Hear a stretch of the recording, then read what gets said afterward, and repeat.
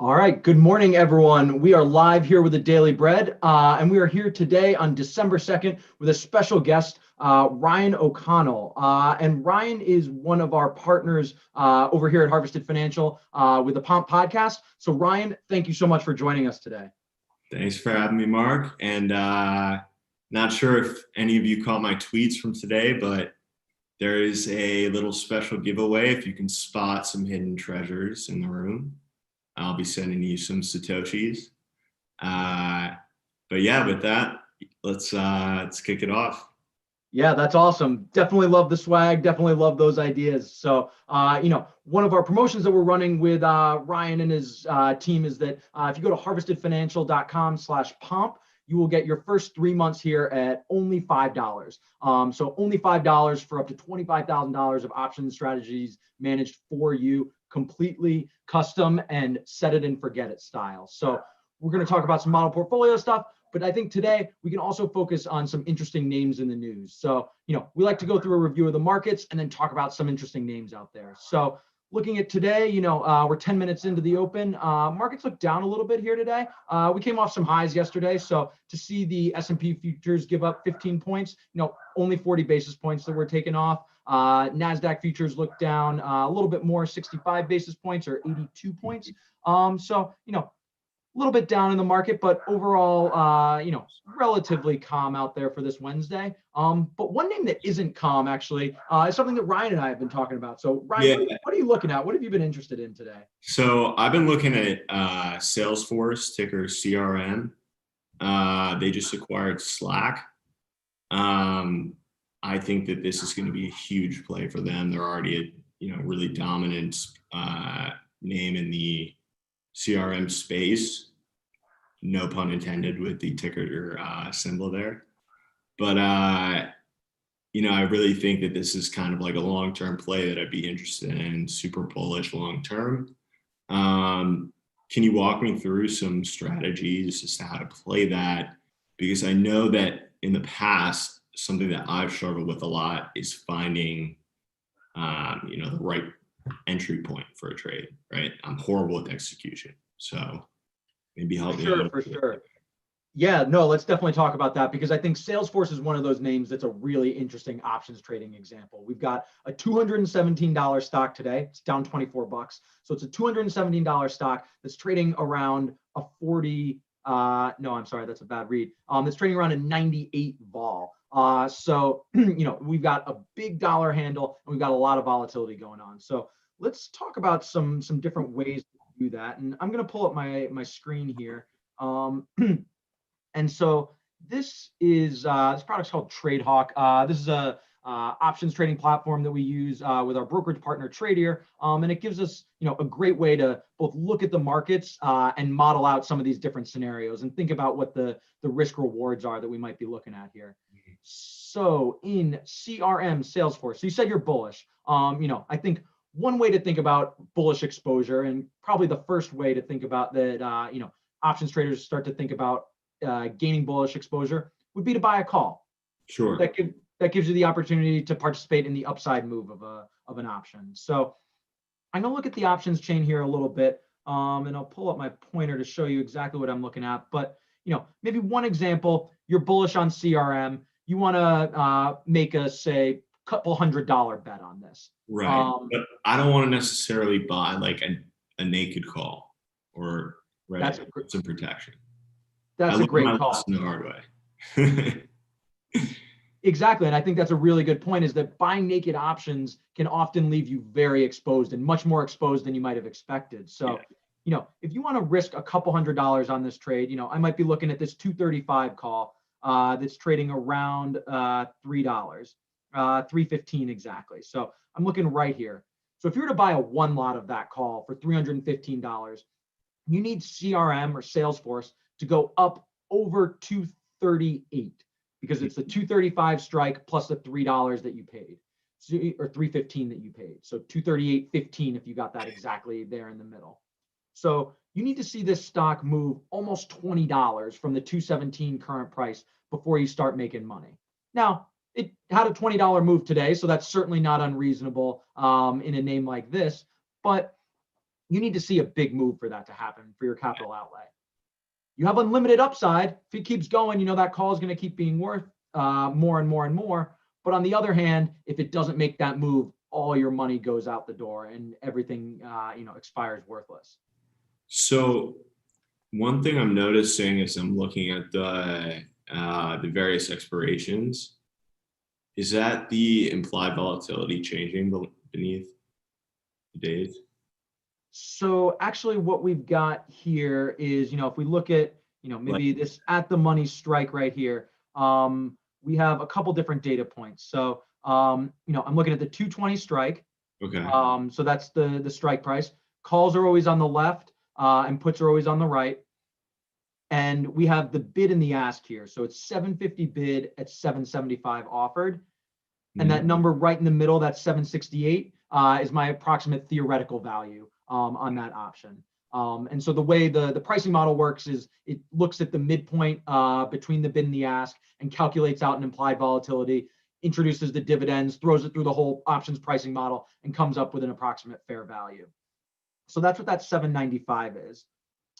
The 40 figure that's right, or sorry, the 49 figure that's right under there is actually the delta of that option. So that's a 49 delta option. That's a 58 delta option.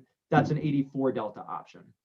So delta, we can think about in a couple different ways. It's the probability of that option finishing in the money at expiration. Traders also think about that as their hedge ratio. So how many deltas or shares of stock do I need to buy or sell against that to sort of hedge my position in there overall? And then actually the third number that you're seeing is that 1 or that 33. Those are moving around quite a bit. That's going to be the size on the market. So the number of contracts that are bid or offered at any given time. And that really gets to liquidity. So, looking at this is a great way for us to scan the liquidity in the market. I'm asking myself a couple questions. I'm asking myself, how wide is the market? Okay. What's the width there? That market's 30 cents wide. It's $8 to $7.70. This market's 75 cents wide. If we look up here, that's $1.05 wide. Right. The more expensive the option prices are nominally, a $20 option is naturally going to have slightly wider markets than say an 87 cents wide option. That's still 15 cents wide all the way down there at the 190 level. So typically we analyze. Sorry, go ahead. Sorry, but you're going to want someone to be able to take the other side of that trade eventually, correct? Exactly. And liquidity really matters when you're getting in and out of the trade because we're not only looking for the width of the market, we're looking for the depth on the market. So those size numbers, how many participants are in there. And an interesting comparison is actually to look across different expirations and where that liquidity might be. So, we're looking at the December 18th expiration here, which is relatively close. That's only a 2-week trade, 2 weeks and 2 days trade. But as you start to go further out in the term, maybe I'll compare the January 15 expiration here. That's starting to look a little wider. We're seeing this is 90 cents wide here. That's actually only 20 cents wide over there. But some smaller numbers in generally 2 and 25 compared to these bigger numbers on some of these much wider markets. But the expiration you choose is really going to matter, how wide that is and how much potential price improvement you can see in between there. Another interesting comparison might be January 15th is a regular serial expiration. That's an expiration that's been on the books for at least 2 years now. So when they list longer dated options, they list the January expirations first. So you'll see they're called leaps. And so the January expiration gets listed the soonest. And so it's been on the books for years. And so market makers tend to have really deep positions in there. Customers tend to, have exposure that's accrued over this sort of long listing period. So there tends to be a lot of liquidity in there and a lot of trading action. Interesting. So if you wanted to play CRM going into the end of the year, you like this Slack deal. The market doesn't like it right now, but if you want to play that rebound, if you're playing towards the end of the year, while you might naturally think end of year, I should go to December 31st, that December 31st is going to be a really tough expiration to trade. Yeah. It's New Year's Eve. Who wants to be there on New Year's Eve? Yeah. So, and then you have the advantage of added liquidity on the 15th of January, correct? 100%. Look at, that's a dollar wide market there. This is a $1.35 wide market. The markets are thinner here overall, in terms of the size on the bid and ask. And I'll flip right back to Jan. We're just seeing a lot tighter action in January. And that's because liquidity begets liquidity. And the more people that are in there, the greater the open interest in the name, the better price you're going to get on that trade. And the better price that you get on entry and the better price that you get on exit is going to determine your return profile. Definitely. Yeah, I've been screwed over plenty of times by not grasping that concept, but your daily bread videos have definitely helped in that sense. Really understanding the importance of having enough market participants in a given, whether it's a structured product or a stock or an ETF or whatever. But Very definitely good. important, because if there's no one to buy it, you're what they call SOL. Absolutely. The trade only happens not at the theoretical price, but at the price that someone's willing to pay or receive for that on expiration or anywhere in between. Maybe one thing that you mentioned earlier that I want to follow up on a little bit is the idea of naked options versus defined risk spreads. And that's really important to us here at Harvested Financial, is that putting on a defined risk trade lets you manage that portfolio allocation over time. Having a risk budget lets you stay in the game. The longer you can stay in the game, time in the market means more than anything, right? So if you're staying in the game, you've got edge, you want to play as many hands as possible. And going on these YOLO bets or, naked option plays, that's going to burn out your capital pretty quickly. Yeah. Sure, you can hit home runs, but a lot of baseball gets won by putting men on first base and moving the ball around. So any ball reference. Love that. So we like to put men on base here. We like to hit a lot of singles and set ourselves up for where that home run really has the potential to bring home 2 or 3 runners. So it's a lot about setting yourself up for a lot of, medium to low risk, positive expected value trades, containing the downside risk, containing your strikeout risk, but setting yourself up for, some potential home runs, some potential zeroing in on those max profit zones of your trades. Right. Well, not getting wiped out by swinging for the fences on every pitch. Exactly. That can really burn through capital pretty quickly. If we want to take those same $300 that we were willing to risk, actually, let's go back to the DC18. So, we were looking at this 230 strike, I believe. It's actually, this is crazy what volatility will do to the price of an option. That's already jumped up quite a bit here. But, we were talking about a 10% move to get this over 230. But for that same price, if you were to buy the 215s and sell the 220s, you can do that for about 250. And so for $2.50, now your potential upside is capped here. But if Salesforce rallies just over 220, a full 15 or a full $10 less, you double your money.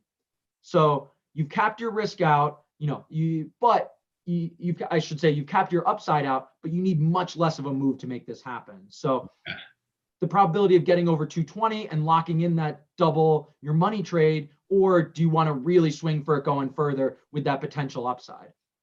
Look, I own enough Bitcoin to be a little bit more risk averse. So I think that would definitely play to my portfolio position at the moment. Cool. Yeah, defined risk really makes a difference in terms of setting up your trades over time, evaluating and comparing different opportunities, and structuring your trades so that you're capturing that opportunity in the options marketplace. Definitely. So I'm noticing a lot of changes in the bid and ask size. And I've heard from a number of people, maybe including yourself, that the first 30 minutes of the day and the last 30 minutes or of the trading session, the last 30 minutes tend to be the most volatile. or have the most price action. Is that true in any sense? Does it impact the trade? And can you get, a better entry point by using that, or is that just, fugazi? No, it's a really good question. And one of the things we talk about in terms of the volume profile across the day is sort of a saddle curve behavior. Okay. And so the liquidity and volume tends to be the greatest, both at the open and at the close. And there are a lot of structural reasons why that happens. One reason that the open tends to be very busy is that customers that might have been queuing up their orders overnight, those orders all come in and get executed. So to the extent that people aren't there, exactly at the open, they might put in limit orders at before the market opens, and those all kind of get executed. And people walk in and see the market move and want to put on a trade to close their positions. So you see a lot of action there on the open kind of because of that. Gotcha. It does take a minute for that market to stabilize. And the options market makers are required to open their products within about a minute of the underlying opening. So when the underlying opens on the primary exchange, whether that's the NYSE or whether that's the NASDAQ, the options market makers are then required to very quickly get their options quotes out there. And so to the extent that the underlying is moving around a little bit in the morning, Salesforce is a good example today. We're already down $7 more than we were at the open. So if the stock's moving around that much, market makers are actually going to give some wider quotes there because they need to protect themselves. News that's come out, if the stock's moving, the volatility is also moving. So they're also trying to digest what the overall impact to implied volatility is going to be on a deal like this. So while there might be more volume, it could also be on wider markets. So you've got to be careful in there whether, just because there's volume doesn't necessarily mean that it is going to be the tightest execution possible. Yeah. And I mean, this is without a doubt a full-time job if you want to do it well, right? And so, can you explain a little bit more about, what you guys are doing at Harvested to manage that execution on behalf of your clients? Definitely. So I agree with you that it's a full-time job, and that is our full-time job here as options advisors. And so the way we typically structure our trades is very much taking that portfolio management approach. So not necessarily going for single call spreads like this, but setting up structures that might evolve over time that give us a couple different trade opportunities to either take profits early, mitigate losses, and sort of manage that portfolio position over time. So the more you're trading, the more that execution is going to matter. And we like to say that every penny that's saved in the options markets is a dollar that goes in your bank account. And so, that quickly will pay your monthly fee at Harvested for every penny that we save you. And so managing that over time involves a lot of execution detail. It involves watching where the markets are evolving. Are we in an environment where volatility is quickly spiking? That might be a place where we might get a little bit more passive in terms of executing our trade. We want to let the market, kind of have its pop. If we see things are sliding, that might be an excuse to get a little bit more aggressive to put a trade on. So really observing the behavior of sort of the flow patterns helps us with execution. But then how you actually send that order, there are a lot of microstructure details to pay attention to here. Accessing the spread books, the rebates and the fill rates on different spread books really impacts how that trade's going to happen. Understanding the fee structure of exchange A versus exchange B. Where is another participant incentivized to take liquidity against you versus being less likely to because of the fee structure? Oftentimes the fees from the other participants can end up being pennies for them. So if you are able to place your trade in a venue that has a beneficial fee structure to your counterparty, you're more likely to get executed. So there are a lot of really interesting dynamics to how the microstructure of the market impacts where you're able to get executed. Size of orders, slicing up orders. Do you send a 100-lot order or do you send 5 20 lots? People are reacting, and there are all kinds of fancy algorithms that are trying to snip this stuff out. There are a lot of games to play and a lot of nuances to manage in terms of getting that proper execution. Definitely. And if you couldn't tell by my face of confusion as you were just so eloquently describing all of those minute details, this is why we're partnered with you guys at Harvested. You're making it, more accessible than ever for people to be involved in options. And I think that's just so important. If you own Bitcoin, if you own another cryptocurrency, if you're an equities person, a commodities person, like, let Harvested do the work for you and stick to what you know. That's Our goal is to, our model portfolios are designed to be as set it and forget it as possible. They're designed for individuals that want exposure to the options market, whether that's in benchmark names like SPY, QQQ, or IWM, or whether that's in individual names like a Salesforce, an Apple, a Tesla.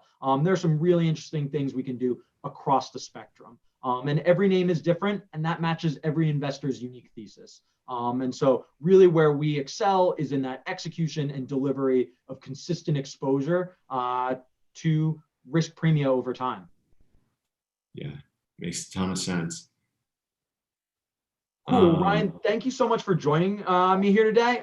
This has been a fascinating conversation about liquidity, about Salesforce, about how much execution really matters when getting into an options trade.